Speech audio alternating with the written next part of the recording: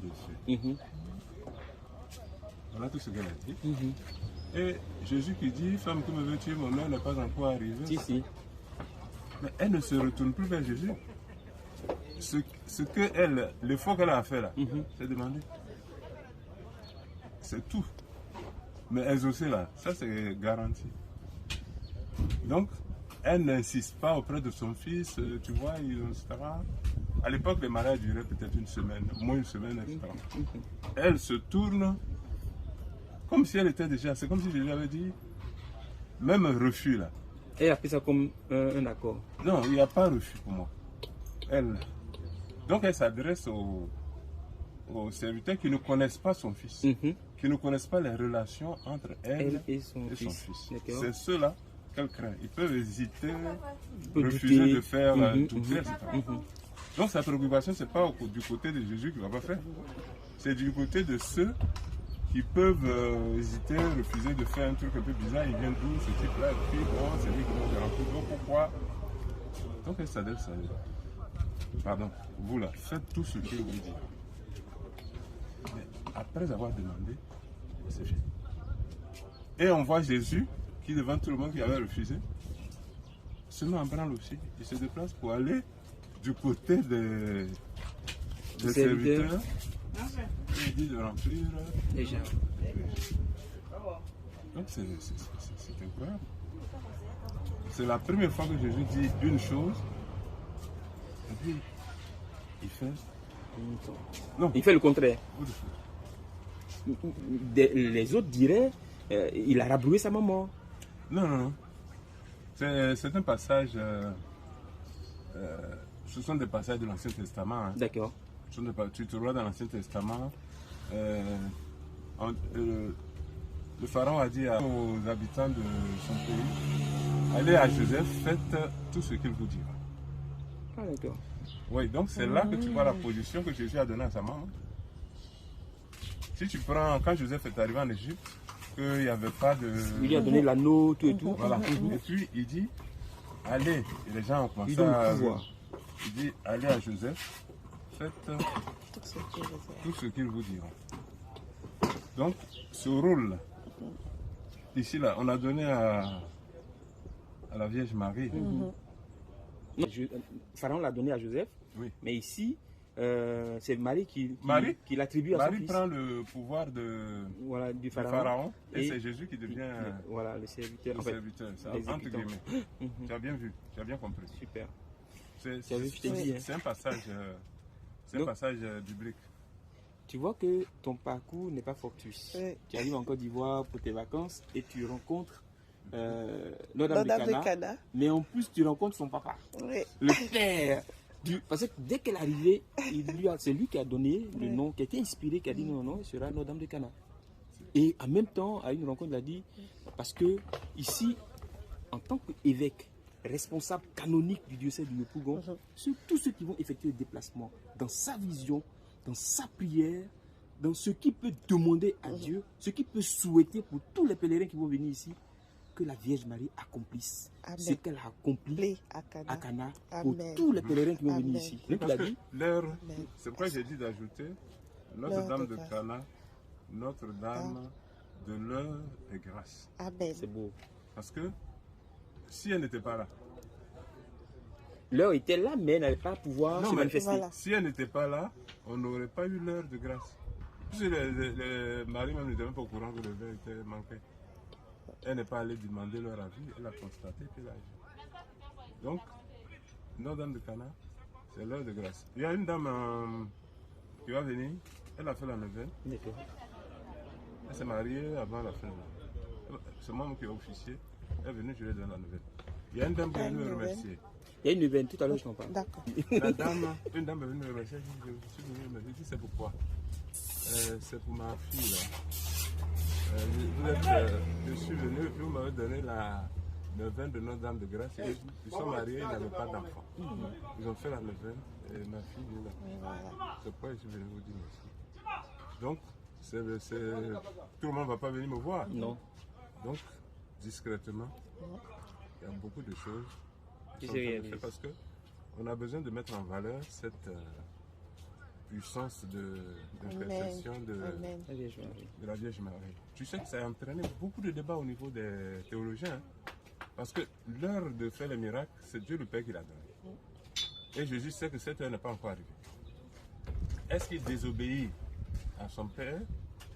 Il y a un autre créneau, mais je ne voulais pas embrouiller les gens. Tu sais qu'on a parlé de l'Arche des Alliances. D'accord. Si c'était des grands séminaristes, je leur aurais demandé le rapport qu'il y a entre l'Arche et la Vierge. Tu sais que c'est le nom de la Vierge dans l'Ancien Testament? Oui. Si tu vas à la maison, que tu prends 2 Samuel chapitre 6. 2 Samuel chapitre 6, d'accord. 2 Samuel chapitre 6. Oui. Bon, voilà le verset 9. 9. Ok. David eut peur de Yahvé en ce jour-là. Il dit, comment l'arche de Yahvé viendrait-elle vers moi? Voilà. C'est les paroles d'Élisabeth. Oui, tout à fait. Que me vaut-il d'avoir l'honneur de recevoir chez moi dans mon antre? Mais si tu prends le premier chapitre là, c'est un voyage pour transporter l'arche vers une région de Juda. Comme dans l'évangile, Marie allait dans une ville de Juda. Ici. Lis, tu vas voir. Donc chapitre 1. Le premier verset du 6.1. 2 Samuel 6.1 là. 2 Samuel 6.1. Ok, d'accord. 2 Samuel 6.1. David rassembla encore toute l'élite d'Israël au nombre de 30 000 hommes, accompagnés de tout le peuple réuni auprès de lui. David se leva et se mit en marche depuis Baalé, Juda, pour faire monter de la hache de Dieu sur laquelle est invoqué le nom de Yahvé, des armées qui siègent sur les chérubins. Voilà. Le Juda qu'ils ont mentionné là. Si tu prends l'évangile, Marie allait dans une ville de Juda. Et quand Élisabeth va voir Marie, il va dire les mêmes paroles que David a dit devant l'arche. Mais si je suis venu, vous m'avez donné la neuvaine de Notre-Dame de Grâce. Ils sont mariés, ils n'avaient pas d'enfant. Ils ont fait la neuvaine et ma fille est là. C'est pourquoi je suis venu vous dire merci. Donc, tout le monde ne va pas venir me voir. Non. Donc, discrètement, il y a beaucoup de choses qui sont faites parce que on a besoin de mettre en valeur cette puissance d'intercession de la Vierge Marie. Tu sais que ça a entraîné beaucoup de débats au niveau des théologiens. Parce que l'heure de faire les miracles, c'est Dieu le Père qui l'a donné. Et Jésus sait que cette heure n'est pas encore arrivée.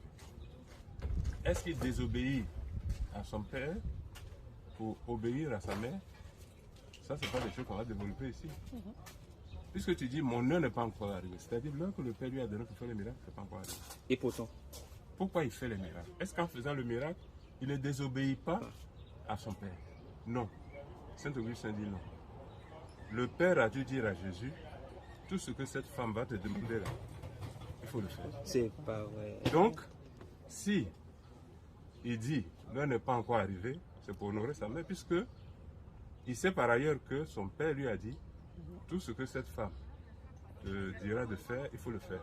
Donc en le faisant, tu comprends, non? Il ne désobéit pas à Dieu. Autrement, on s'en sort pas. Si. Il ne peut pas désobéir au Père pour faire la volonté de sa mère. S'il fait la volonté de sa mère alors que ça ne correspond pas au Père, c'est quelque part le Père a Dieu lui dit, c'est comme pour les pierres là. Tout ce que vous délirez sur la terre, bon, c'est va délirer. Donc voilà un peu des débats qu'on ne peut pas mener à l'homélie. Non, c'est extraordinaire. Vous avez vraiment merci pour je suis Marie Victoire de Cana. Sans blague. Ah oui. Et je fais le chapelet chaque jour sur Facebook. Avec le peuple de Dieu de tous les pays du monde, et ça m'a été inspiré par ma maman. Et donc vraiment, quand il m'a parlé de l'inauguration, moi j'ai sauté, j'ai dit non, mais là, c'est comme si c'était prédestiné, donc je le viens. 3 mois chez Robert dedans. Après 9 là, il faut voir ce qui suit. D'accord.